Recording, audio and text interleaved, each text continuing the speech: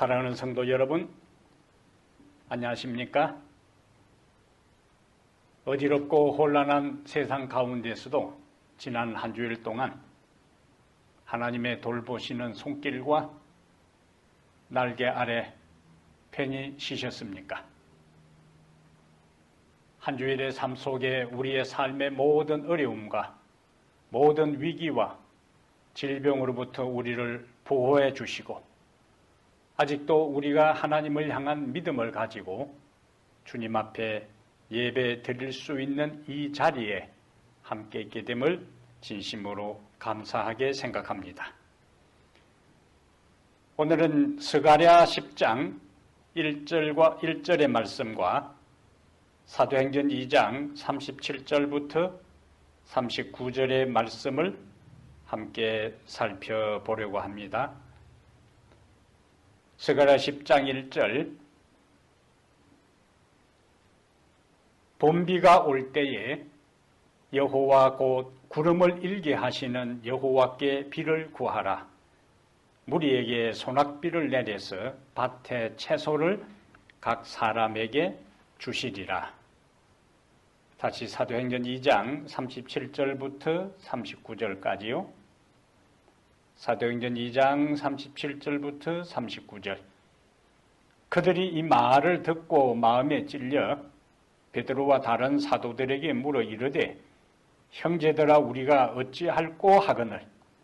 베드로가 이르되 너희가 회개하여 각각 예수 그리스도의 이름으로 침례를 받고 죄 사함을 받으라.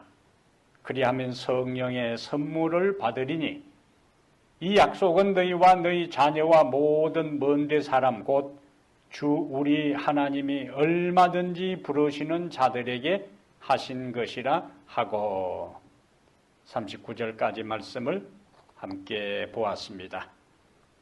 오늘 말씀드릴 제목은 성령 충만의 비결, 성령 충만의 비결 이란 제목으로 하나님의 말씀을 함께 나누겠습니다. 지난 안식일에 말씀을 나눈 제목이 혹시 기억나세요?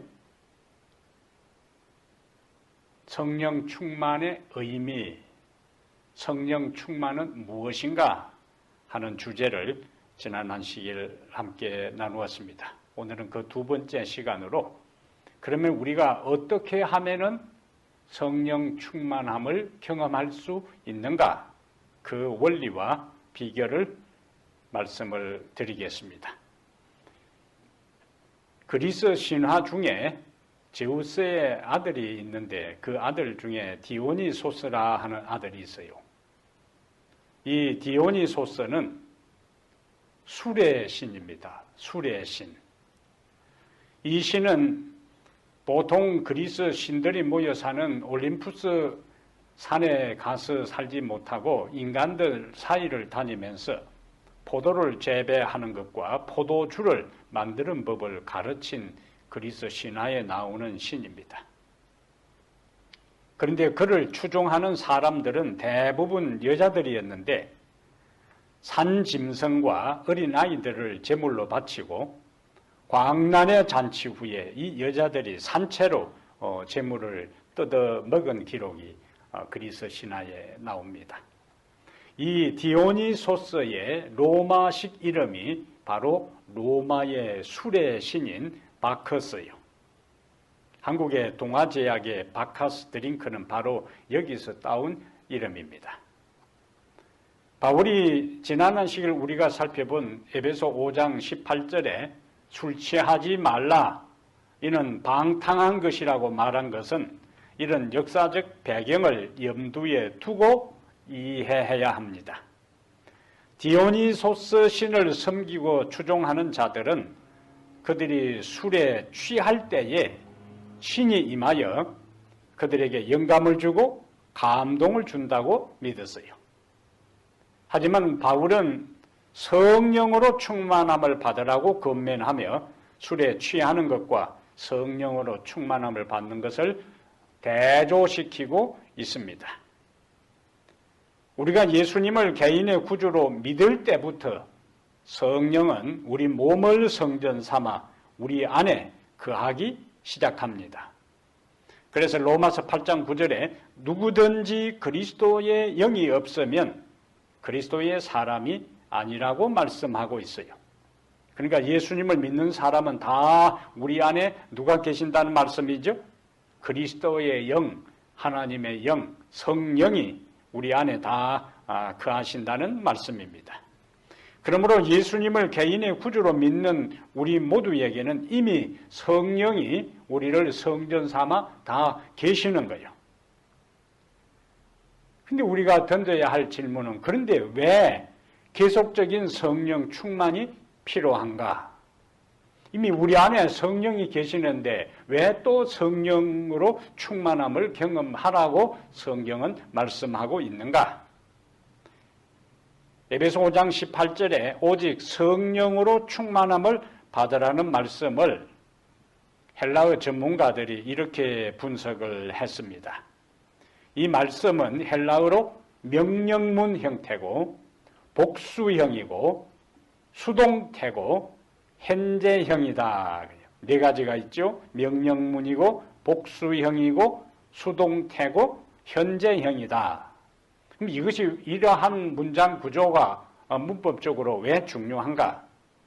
명령문이라 하는 말은 성령으로 충만함을 받으라 하는 이 말씀이 명령문이라 하는 것은 성령 충만을 받아도 되고 받지 않아도 되는 것이 아니라 다 반드시 받으라 하는 하나님의 명령, 말씀이라는 거예요. 그리고 복수형이라 하는 말은 특별한 어떤 특정한 사람들만 성령의 충만함을 받는 것이 아니라 누구든지 예수님을 믿고 간구하면 성령 충만을 받을 수 있다라는 의미가 되고, 수동태라는 것은 성령 충만은 성령의 주권적 역사라는 거예요. 우리가 어떻게 좌지우지할 수 있는 상황이 아니고 하나님의 성령이 주도권을 가지고 있고 우리는 피동적 수동태로 주시는 것을 받는다 하는 측면입니다. 그리고 현재형이라 하는 것은 성령 충만은 과거에 한 번 받은 일회성이 아니고 옛날에 한 번 받았으니까 더 이상 받을 필요가 없는 것이 아니고 또 미래의 어떤 날 막연한 그 언젠가 경험할 것도 아니고 현재형이니까 현재 경험할 수 있고 그리고 계속해서 성령으로 충만한 생활을 해야 한다는 말씀입니다. 이러한 것은 목사가 영성과 지성을 향상시키고 유지하고 발전시키려면은 신학대학을 졸업하고 안수를 받은 후에도 계속적으로 성경을 연구하고 각 분야에 걸쳐 다양한 독서를 해야 되고 끊임없이 기도하는 그 과정을 통하여 영성과 지성이 유지되고 연마되고 향상되고 발전된다는 이야기입니다. 또한 여러 직종에 종사하는 전문가들이 라이센스 자격증을 취득한 후에 모든 것이 끝나는 게 아니잖아요. 의사들이 의사 자격증을 획득하는 것으로 끝나는 것이 아니고 계속 연구해야 되고 끊임없이 새로운 지식을 습득해야 되고 기술을 익혀 자신을 계속 업그레이드 시켜야 하는 것과 같은 원리가 성령 충만함을 받으라 하는 말씀이 함축하고 있는 내용이 되는 것입니다. 지난 한 시일에 살펴본 것처럼 성도들은 성령으로 충만함을 받으라는 명령을 받고 있어요. 우리가 지금까지 계속 말씀을 통해서 확인한 것은 뭡니까? 하나님의 명령은 무엇이다? 약속이고 보장이고 흔하기다. 하나님이 성령으로 충만함을 받으라고 명령하셨다는 사실은 그 명령을 우리가 이룰 수 있는 성령 충만을 경험할 수 있는 것까지도 하나님이 다 준비하고 보장하신다는 의미가 됩니다. 그래서 성령으로 충만함을 받으라는 명령을 받고 있다는 것은 이 말씀은 또한 수동태로 되어 있기 때문에 성령으로 충만하게 하는 것은 하나님의 주권적, 주도적인 역사지만 비 오는 날 비를 받기 위해서는 어떻게 해야 될까요? 그릇을 밖에 하늘을 향해서 비가 오는 방향으로 그릇을 내놓아야만이 하늘에서 내리는 비를 받을 수가 있어요. 그래서 하나님께서 우리에게 성령을 받으라고, 충만함을 받으라고 명령하시고 우리가 수동적인 입장에 있다 할지라도 그 하나님이 주시는 성령을 우리가 받을 수 있는 준비를 하는 것은 우리의 몫이고 우리의 역할이다 하는 것을 여기서 깨달을 수가 있습니다. 그러면 성령 충만을 받기 위해 우리가 해야 할 일, 준비할 것이 있다면 그것이 무엇인가? 예수님께서는 부활 후 40일 동안 제자들과 함께 있으면서 하나님 나라의 복음을 말씀하셨어요. 그리고 제자들에게 아버지의 약속하신 것을 기다리라. 아버지의 약속하신 것이 무엇이죠? 성령입니다. 사도행적 35페이지에 그들은, 제자들은 그리스도의 명령에 순종하여, 어떤 명령이지요? 예루살렘을 떠나지 말고 아버지의 약속하신 것을 기다리라는 명령에 순종하여 예루살렘에서 아버지의 약속, 즉 성령의 부어주심을 기다렸다. 그 다음에 중요한 표현이 나와요. 그들은 한가롭게 기다리지 않았다. 사도행적 35페이지에 나오는 구절입니다. 한가롭게 기다리지 않았다. 한가롭게 기다리지 않았다는 것은 그들이 기다리는 동안에 무엇인가 했다는 의미요. 그리고 예수님의 하늘로 승천한 10일 후에 120명의 제자들이 모두가 다 성령의 충만함을 받았습니다. 사도행전 2장 4절의 말씀이요. 그러므로 제자들이 어떻게 준비해서 성령 충만을 받았는지를 연구하면은 우리가 어떻게 성령 충만을 경험할 수 있는지 그 원리를 발견할 수 있고 그 발견한 원리를 우리에게 적용하면 우리도 제자들처럼 성령 충만을 경험할 수 있습니다. 왜냐하면 오늘 본문 사도행전 2장 38절에 베드로가 이렇게 이야기를 해요. 사도행전 2장 38절에 베드로가 이르되 너희가 회개하여 각각 예수 그리스도의 이름으로 침례를 받고 죄사함을 받으라. 그리하면 성령의 선물을 받으리니 이 약속은 너희와 너희 자녀와, 그 당시 사람들이요, 베드로의 설교를 듣는 사람들입니다. 모든 먼데 사람, 곧 주 우리 하나님이 얼마든지 부르시는 자들에게 하신 것이라. 그 시대의 사람들에게만 성령이 약속된 것이 아니고 그 후에 주의 이름을 부르는 모든 사람들에게 하나님께서 주신다는 약속을 베드로의 입을 통해서 우리에게 말씀하고 있어요. 그러면 예수님의 제자들이 기다리면서 어떤 준비를 했는가, 그것을 우리가 오늘 살펴보면서 제자들이 오순절이 이럴 때에 모두가 성령 충만을 받았던 것처럼 우리도 그러한 성령 충만의 경험의 자리에 나가기 위해 어떻게 준비해야 하는가 하는 데서 첫 번째는 회개입니다. 회개. 베드로도 사도행전 2장 38절에 베드로가 이르되 너희가 회개하여. 예수님의 제자들은 그러면은 베드로는 성령을 받고 난 다음에 다시 설교를 하면서 그 설교를 듣는 사람들이 어떻게 성령의 선물을 받을 수 있는지를 이야기할 때 첫 번째 요소로 회개하라고 했는데, 그런 설교를 하는 베드로와 제자들은 그러면 어떻게 성령 충만함을 먼저 경험했는가?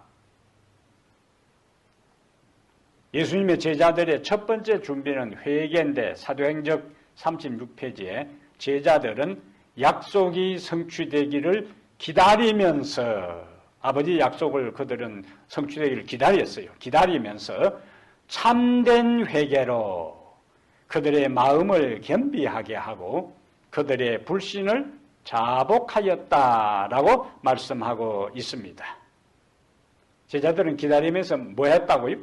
참된 회개로 그들의 마음을 겸비하게 하고 그들의 불신을 자복했다, 이렇게 기록하고 있습니다.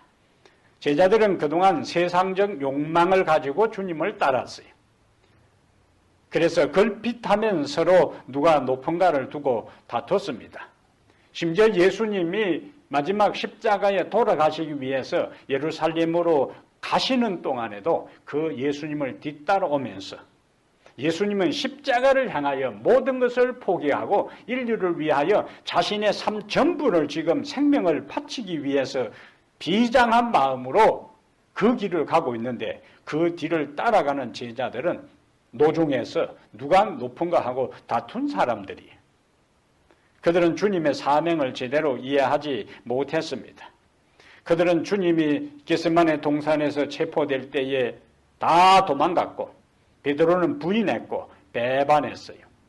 이제 그들은 자신들의 비겁함을 고백하고 그들의 연약함을 인정하고 모든 죄를 회개하고 서로 온전히 연합되었습니다. 목사에게 보내는 정은 507페이지에 목사에게 보내는 정은 507페이지에 초대 교회의 제자들이 오순절에 성령의 부어지심을 위해 준비된 것은 고백과 죄에서 떠나는 일, 기도와 하나님께 자기 자신을 헌신하는 일을 통해서였다. 여기도 중요한 요소가 나오지요. 초대교회 제자들이 오순절에 성령의 부어주심을 위해 준비된 것은 고백과 죄에서 떠나는 일을 통해서였다라고 엘렌 G. 화이트는 우리에게 권면하고 있습니다. 디모데 후서 2장에 있는 말씀은 같이 한번 찾아보겠습니다. 디모데 후서 2장 20절부터 21절까지 디모데 후서 2장 20절부터 21절에 큰 집에는 금그릇과 은그릇뿐 아니라 나무그릇과 질그릇도 있어 귀하게 쓰는 것도 있고 천하게 쓰는 것도 있나니 21절 그러므로 누구든지 이런 것에서 그 다음에 중요한 말이요 자기를 깨끗하게 하면 귀히 쓰는 그릇이 되어 거룩하고 주인의 쓰심에 합당하며 모든 선한 일에 준비함이 되리라. 금그릇도 있고 은그릇도 있고 나무그릇도 있고 흙그릇, 질그릇도 있는데 금그릇, 은그릇, 나무, 질그릇 자체가 귀히 쓰이고 천히 여기는 것이 아니라 누구든지 그러니까 어떤 사람은 금그릇처럼 그리고 나무그릇, 질그릇과 같은 상황에 있는데 여기 바울이 강조하는 것은 뭐냐? 금이냐, 은이냐, 나무냐, 질그릇이냐 그거보다 더 중요하게 강조하는 것은 이런 것에서 자기를 깨끗하게 하면 귀히 쓰는 그릇이 되어 어떻게 하면은요? 자기를 깨끗하게 하면 어떻게 된다? 귀히 쓰는 그릇이 되어 거룩하고 주인의 쓰심에 합당하며 모든 선한 일에 준비함이 되리라 그랬습니다. 자기를 깨끗하게 하는 것이 제일 중요하다고 했어요. 그러면은 귀히 쓰는 그릇이 될 수 있다는 거예요. 성령은 성경에서 거룩한 영으로 말씀합니다. 거룩한 영은 정결한 영은 깨끗한 그릇에 거할 수 있어요. 바울이 여기 디모데후서 2장 20절과 21절에 금그릇과 은그릇과 나무그릇과 질그릇은 바로 우리 사람들을 가리키는 거예요. 그 사람들을 가리키는 그릇을 깨끗하게 하는 것은 그럼 우리가 어떻게 하면은 우리의 그릇을 정결하고 깨끗하게 할 수 있을까요? 그 방법이 요한일서 1장 9절입니다. 요한일서 1장 9절에 만일 우리가 우리 죄를 자백하면 그는 미쁘시고 의로우사 우리 죄를 사하시며 그 다음에요 우리를 모든 불의에서 깨끗하게 하실 것이요 라고 말씀합니다. 우리 죄를 자백하면은 미쁘시고 의로우사 우리 죄를 사하시고 우리를 모든 불의에서, 모든 죄에서, 모든 불법에서, 모든 부정에서, 더러움에서 우리를 어떻게 하신다고요? 깨끗하게 하신다. 우리가 회개할 때에 그리스도의 보혈은 우리를 정결하게 하십니다. 그래서 깨끗하게 우리 자신을 만드는 비결은 철저하게 예수 그리스도 앞에 우리의 죄를 고백하는 거예요. 회개하는 겁니다. 그러면 우리를 하나님께서 깨끗하게 해주시는 거예요. 우리 안에 이미 계신 성령은 매 순간 하나님의 뜻을 따라 살도록 우리에게 호소하십니다. 곁길로 나갈 때에는 경고하십니다. 죄악 가운데 있을 때는 그 죄에서 돌이키도록 간청하셔요. 이렇게 말씀하시는 성령은 인격체입니다. 인격체의 특징 중에 하나는 감정을 가진 존재예요. 그래서 에베소 4장 30절에 성령을 근심하게 하지 말라라고 말씀하는 것입니다. 그런데 회개하라는 성령의 음성을 무시하고 거절할 때 그것은 성령을 근심하게 하는 것이고 슬프게 하는 것이고 또 어떤 결국에 이르게 되는가, 어떤 지경에 이르게 되는가. 마가복음 3장 29절에 누구든지 성령을 모독하는 자는 영원히 사하심을 얻지 못하고 영원한 죄가 되느니라. 성령 회방죄, 성령 거역죄, 성령 모독죄가 가장 무서운 죄인데 왜 가장 무서운 죄인가? 성령을 모독하는 자는 영원히 사하심을 얻지 못하고 영원한 죄가 되느니라 그랬습니다. 그럼 어떤 생각이 듭니까? 그럼 도대체 성령을 모독하는 죄, 성령을 회방하는 죄, 거역하는 죄는 어떤 죄기에 영원히 사하심을 얻지 못하고 영원한 죄가 된다고 하실까? 성령을 모독하는 죄는 다른 것이 아니라 회개하라는 하나님의 성령의 음성을, 곁길로 일탈될 때에 경고하는 음성을, 그렇게 살면 안 된다고 말씀하시는 음성을, 이렇게 살아야 된다고 호소하는 음성을 귀담아 듣지 않고 귀 기울이지 않고 거절하고 무시하고 묵살하고 할 때에 그 반복해서 하나님의 성령의 호소를 거절하는 그 행동이 바로 성령을 모독하는 죄가 된다 하는 말씀입니다. 이스라엘이 바로 이런 죄를 범했어요. 스데반은 이 사실을 사내들인 앞에서 그가 이스라엘 역사를 요약해서 설교를 하면서 사도행전 7장 51절에서 그들 조상들뿐만 아니라 스데반이 지금 설교를 하고 있는 그들이 바로 동일한 죄를 범했다는 거예요. 사도행전 7장 51절에 목이 곧고 마음과 귀에 할례를 받지 못한 사람들아, 너희 조상과 같이 항상 성령을 거스르는도다. 이스라엘 백성들의 조상이 성령을 거스렸고 목이 곧고 마음과 귀에 할례를 받지 않았어. 그리고 예수님을 거절하고 스데반의 기별도 거절해서 그들이 성령을 거역하는 죄를 범한 거예요. 성령을 모욕했고 성령을 무시했고 성령을 거스렸어요. 그 결과가 결국 서기 70년에 로마 제국에 의해 예루살렘이 초토화되고 유대인들은 전 세계로 흩어져 유랑하는 민족이 되고 그리고 살아있는 대부분의 많은 사람들이 로마로 끌려가서 콜로세움 원행극장에서 짐승들의 밥이 되는 비극의 역사가 여기서 시작된 것입니다. 회개하지 않고 성령을 근심하게 한 결과였어요. 그것은 이스라엘 역사뿐만 아니라 예수님 당시의 사람들뿐만 아니라 오늘을 사는 우리들에게 하나님 우리 안에 계신 성령이 끊임없이 말씀을 따르지 않고 계명을 어기고 빗나갈 때에 내 마음의 세미한 음성으로 작은 음성으로 속삭일 때에 그것을 무시하게 되면은 결국에 이와 같은 비극에 빠진다는 이야기입니다. 그러므로 바울은 데살로니가 전서 5장 19절에서 성령을 소멸하지 말며라고 바울은 우리에게 경고하고 있습니다.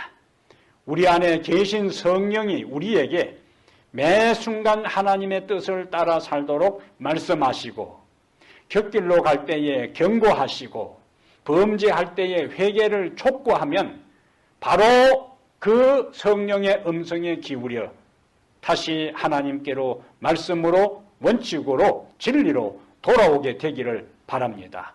그러면 우리는 성령 충만한 삶을 살 수가 있습니다. 성령 충만한 삶의 첫 번째 비결은 회개하라. 두 번째는, 우리가 두 번째 성령 충만함을 받기 위해 우리가 해야 할 준비는 갈망과 기대입니다. 갈망과 기대. 2002년 한국에서 월드컵 축구대회가 열렸을 때 한국이 우리가 아는 대로 사상 처음으로 16강에 진출했을 때에, 나중에 이제 4강까지 올랐지만은 사상 처음으로 16강에 진출하여 온 국민이 열광해서 대한민국 소리칠 그때에 네덜란드 출신의 히딩크 감독이 방송과의 인터뷰에서 이런 말을 했습니다. I am still hungry. I am still hungry. 나는 아직도 배가 고프다. 멋진 말이잖아요. 현재의 승리에 만족하지 않고 더 높은 목표를 향하여 나아가겠다는 의지의 표현입니다. 그래서 그는 16강에 만족하지 않고 나중에 4강까지 오르는 기염을 토하게 됩니다. 그리스도인의 영적 삶도 마찬가지입니다.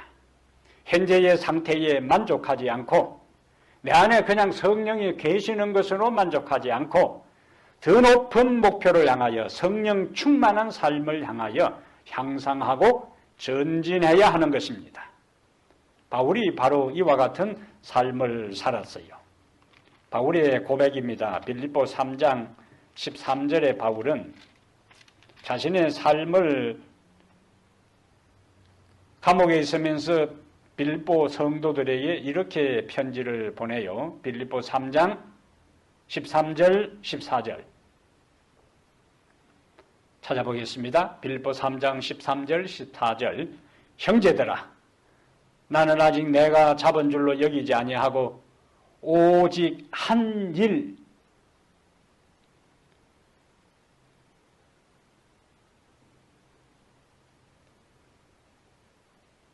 13절 다 찾으셨어요? 예, 13절. 형제들은 나는 아직 내가 잡은 줄로 여기지 아니하고 오직 한 일, 즉 뒤에 있는 것은 잊어버리고 앞에 있는 것을 잡으려고 표대를 향하여 그리스도 예수 안에서 하나님이 위에서 부르신 부름의 상을 위하여 달려가노라. 표대를 향하여 하나님이 위에서 부르신 부름의 상을 위하여 현재의 상태에 만족하지 않고 자만하지 않고 달려가노라. 달려가는 삶을 살겠다고 그가 고백하고 있습니다. 예수님께서는 팔복에서 이 원리를 말씀하셨어요. 마태복음 5장 3절에 심령이 가난한 자가 복이 있나니 천국이 그들의 것이다. 가난한 자. 그리고 마태복음 5장 6절에서 의에 줄이고 목마른 자는 복이 있나니 뒤에 이어지는 말씀이 무엇이죠? 그들이 배부를 것이며. 목마름이라 하는 것은 강렬한 욕망이고 열망이고 갈망입니다. 목마른 만큼 우리로 하여금 갈증나게 하는 것은 없어요. 목마름에는 다른 아무것도 천하 없는 모든 것도 의미가 없어요. 한 방울의 물이라도 그것을 찾고 그것으로 목을 축이고 혀를 축이기 위해서 사람들은 물을 찾습니다. 그 역사를 우리는 이스라엘 백성들이 광야 여행할 때 바로 볼 수 있잖아요. 목마르면 오로지 뭐만 생각난다고요? 물만 생각난다고요. 거기에서 신기루라 하는 것이 나와요. 사막에서 여행하던 사람들이 오아시스를 발견하지 못하고 계속적으로 가진 물은 다 바닥이 난 상태에서 목이 말라 갈증난 상태에 물을 찾을 때 그들 눈앞에 오아시스가 보이는 겁니다. 나중에 물이라고 생각하고 가면은 그 오아시스가 아니에요. 이런 그대로 신기루요, 환상입니다. 너무 갈증나면 그런 현상이 생기는 거예요. 영적으로 메마른 심령은 전심으로, 육의 물이 목마르면은 물만 생각나는 것처럼 영적으로 메마른 심령은 전심으로 생수를 원하게 됩니다. 그 생수가 무엇인가? 요한복음 7장 37절부터 39절에 명절 끝날 그 큰 날에 예수께서 서서 외쳐 가라사대 누구든지 목마르거든, 이 말이 나오지요. 누구든지 목마르거든 내게로 와서 마시라. 목마르지 않는 사람은 물을 줘도 반갑게 생각하지 않아요. 고맙게 생각하지 않습니다. 목마른 사람에게만이 물을 찾는 거예요. 사슴이 신의 물을 찾기에 갈망함 같이 우리 영혼이 하나님을 찾고 성령을 찾는 겁니다. 누구든지 목마르거든 내게로 와서 마시라. 나를 믿는 자는 성경의 이름과 같이 그 배에서 생수의 강이 흘러나리니, 그리고는 뒤에 설명이 뒤따릅니다. 이는 그를 믿는 자의 받을 성령을 가리켜 말씀하신 것이라. 누가 물을 찾는가? 목마른 자들이 물을 찾습니다. 누가 영적 생수를 찾는가? 성령에 갈망하고 성령을 기대하는 자들이 하나님께 도움을 간구하게 돼 있어요. 그러면은 생수의 강이 흘러나리라. 넘침입니다. 풍성입니다. 충만입니다. 그것이 바로 성령 충만이에요. 샘물이 콸콸콸 솟아나는 것처럼 우리 영혼 속에 하나님의 은혜와 하나님의 놀라운 진리에 대한 그 확신과 감사와 기쁨이 성령이 우리 안에 충만할 때에 그와 같은 역사가 일어난다는 거예요. 이사야 44장 3절에 대전 내가 가란 자에게 물을 주며, 누구에게요? 목마른 가란 자에게 물을 주며 마른 땅에 시내가 흐르게 하며, 그러면서 이제 뒤에 설명이 됩니다. 나의 영을 내 자손에게, 나의 복을 내 후손에게 내리리라. 이사야 44장 3절에 가란 자에게 물을 주고 마른 땅에 시내가 흐른다고 이야기해놓고 그 이어서 나의 영을 준다고 했으니까 목마른 자와 마른 땅에 시내가 흐르고 가란 자에게 물을 주는 것처럼 갈망하고 기대하는 영혼에게 하나님께서 성령을 충만하게 주신다는 약속인 것입니다. 실물교훈 419페이지에 크고 헤아릴 수 없는 성령의 선물 중에는 하늘의 풍성한 능력이 포함되어 있다. 하나님의 풍성한 은혜가 사람에게로 흘러내려오지 않은 것은 결코 하나님께서 제한하시기 때문이 아니다.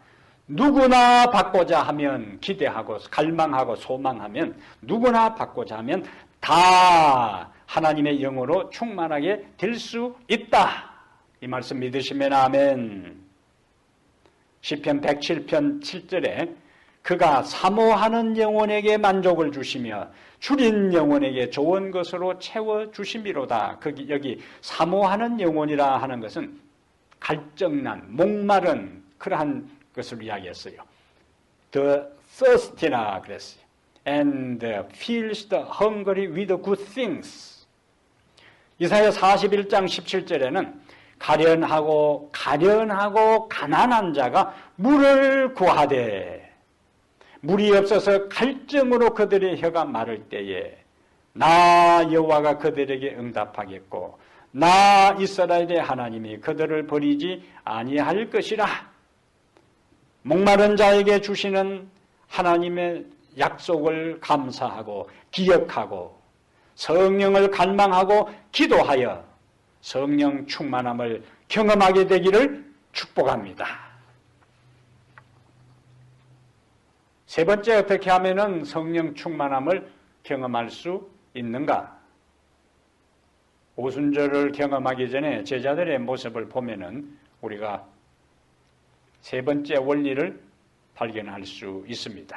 세 번째는 하나님께 약속에 의지하여 기도하라. 약속에 의지하여 기도하라.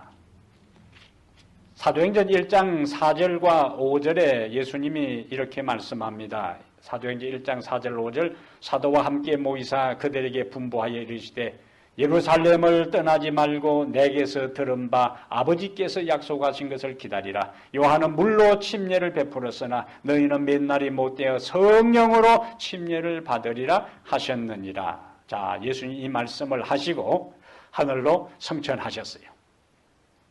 이미 아버지께서 성령을 주시겠다고 약속하셨어요. 그런데 제자들은 우리가 앞에서 본 것처럼 한가하게 기다리지 않았어요. 예수님이 하늘로 승천한 감람산에서 그들은 돌아오자마자 예수님의 제자들과 어머니 마리아와 예수님의 형제들을 포함하여 120명의 성도들은 다락방에서 기도를 시작합니다. 사도행전 1장 14절에 여자들과 예수의 어머니 마리아와 예수의 아이들과 더불어 마음을 같이하여 오로지 기도에 힘쓰니라. 예수님 뭐라고 말씀하셨어요? 아버지의 약속하신 것을 기다리라 그랬습니다. 그런데 그들은 한가롭게 그냥 막연하게 주신댔으니까 그냥 기다리는 것이 아니라 그 기다리는 동안 뭐 했다고요? 마음을 같이하여 오로지 기도에 힘쓰더라. 제자들은 사람들을 만나기에 적합하게 되도록 그리고 매일의 교제에서 죄인들을 그리스도께 인도할 수 있는 말을 할 수 있도록 매우 열렬히 기도하였다. 사도행전 36페이지에 나오는 말씀이에요. 매우 열렬히 기도하였다. 성령 충만은 하나님의 뜻이자 명령입니다. 그러면 하나님께서 그냥 주시면 되는 것 아닙니까? 그런데도 하나님은 이스라엘의 미래에 대해 이런 약속을 주시면서 중요한 말씀을 연이어 하셨습니다. 에스겔 36장. 자, 하나님의 약속에 대해서 그 약속을 기다리는 사람들은 어떻게 해야 되는가? 그냥 막연하게 기다려야 되는가? 하나님께서 성령을 주신다고 약속했는데 제자들은 막연하게 기다리지 않고 뭐 했다고요? 기도했어요. 기도도 그냥 한 것이 아니요. 열렬히 기도했어요. 매우 열렬히 기도했습니다. 하나님께서 에스겔을 통해서 포로로 잡혀간 파괴된 이스라엘과 그들의 미래에 대해서 이런 약속을 하셔요. 에스겔 36장 26절에 에스겔 36장 26절 찾아봅니다.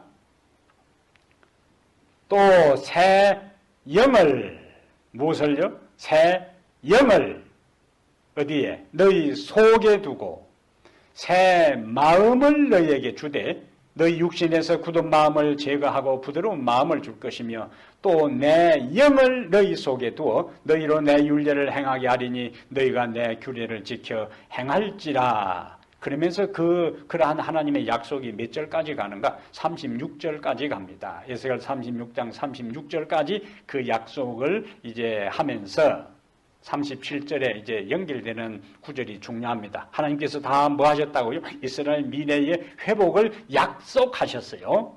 그런데 37절에 이렇게 연결됩니다. 주 여호와께서 이같이 말씀하셨느니라.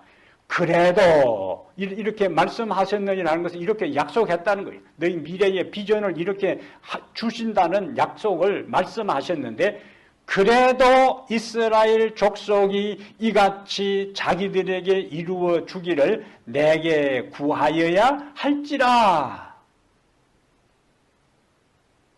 뭐 하라는 이야기입니까? 하나님께서 그들의 미래의 소망을 약속하셨어요. 회복을 약속하셨어요.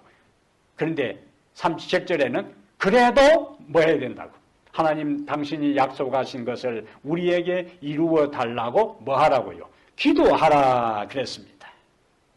성령 충만은 하나님의 뜻입니다. 약속입니다. 명령입니다. 그래도 우리는 이 약속을 하나님께서 이루어 주시도록 막연하게 기다릴 것이 아니라 그 약속을 이루어 달라고 뭐 하라고요? 기도하라. 그래서 오늘 본문 스가랴 10장 1절에도 봄비가 올 때에 여호와 곧 구름을 일게 하시는 여호와께 비를 구하라. 무리에게 소낙비를 내려서 밭의 채소를 각 사람에게 주시리라. 우리가 아는 대로 비는 성령을 가리키는 거예요. 그 비가 오도록 비를 내려달라고 뭐 하라고요? 기도하라. 목사에게 보내는 정언 507페이지에 계절이 되면 당연히 비가 내릴 것이라고 만족해하며 쉬고 있지 말라. 그것이 내리기를 기도하라. 여기 비는 다 성령입니다. 은혜의 소나기가 우리에게 내리도록 하려면 전심으로 주님의 은총을 구하여야 한다. 은혜의 소나기, 약속하신 성령이 우리에게 내리도록 하려면 전심으로 주님의 은총을 구하여야 한다. 예수님의 제자들이 전심으로 기도했던 것처럼 그렇게 하라는 거예요. 다시 목사에게 보내는 정언 508페이지에 우리는 하나님께 생명수의 샘을 열어주시기를 기도드려야 한다. 통회하는 심령으로 늦은 비의 시기인 지금, 늦은 비의 시기인 지금 그랬어요. 은혜의 소나기가 우리 위에 내리기를 아주 열렬하게 기도드리자. 만일 우리가 믿음으로 축복 주시기를 기도드린다면 우리는 하나님께서 약속하신 대로 그것을 받게 될 것이다. 아멘. 누가복음 11장 13절에 너희가 악할지라도 좋은 것을 자식에게 줄 줄 알거든 하물며 너희 하늘 아버지께서, 그 다음 중요한 말입니다, 구하는 자에게 성령을 주시지 않겠느냐. 이 말씀 믿으시면 아멘. 이 말씀 믿고 기도로 다시 시작하게 되기를 바랍니다. 요한복음 7장 38절에 나를 믿는 자는 성경의 이름과 같이 그 배에서 생수의 강이 흘러나리니 이는 그를 믿는 자에 받을 성령을 가리켜 말씀하신 것이라. 기도하면은 성령을 주신다고 하는 그 약속을 믿고 우리는 전심으로 열렬히 기도할 것이고, 그 기도한 다음에는 어떻게 해야 된다고요? 믿어라. 나를 믿는 자는 성경의 이름같이 그 배에서 생수의 강이 흘러나리라. 이는 그를 믿는 자에 받을 성령을 가리켜 말씀하신 것이라. 사랑하는 여러분, 주님은 우리에게 성령으로 충만하라고 명령하십니다. 여러분, 성령 충만을 경험하기를 원하십니까? 그렇다면 모든 죄에서 돌아서기를 바랍니다. 성령 충만을 경험하기를 원하십니까? 하나님의 뜻에 순종하기를 바랍니다. 그리고 성령을 목말라 하고 성령 충만을 약속하신 그분에게 간구하기를 바랍니다. 그리고 기도한 후에는 충만하게 해 주실 것을 믿으시기를 바랍니다. 그러면 우리는 성령 충만한 삶을 살 수 있습니다. 성령 충만한 삶을 지금 바로 여기서 경험할 수 있습니다. 이 경험이 오늘 이 말씀에 참여하는 모든 성도들의 경험이 되기를 주의 이름으로 축복합니다. 우리에게 성령 주시기를 절기하시고 우리에게 성령 충만을 명령하셨을 뿐만 아니라 성령 충만하시겠다고, 충만하도록 하시겠다고 약속하신 주님을 인하여 감사합니다. 제자들은 아버지의 그 약속하신 것을 한가로이 막연하게 기다리지 아니하고 그들은 주님의 약속을 의지하고 열렬하게 연합하여 하나님께 기도했습니다.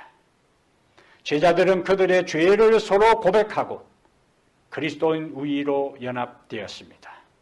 오 하나님 아버지, 우리 속에 하나님의 뜻대로 살지 못하고 타협하고 세상적으로 빗나가고 있는 우리의 삶의 요소에 대해 성령께서 말씀하실 때에 귀 기울이게 하시고 돌아서게 하시고 회개하여 우리의 그릇, 우리의 심령이 정결케 되도록 도와주시옵소서.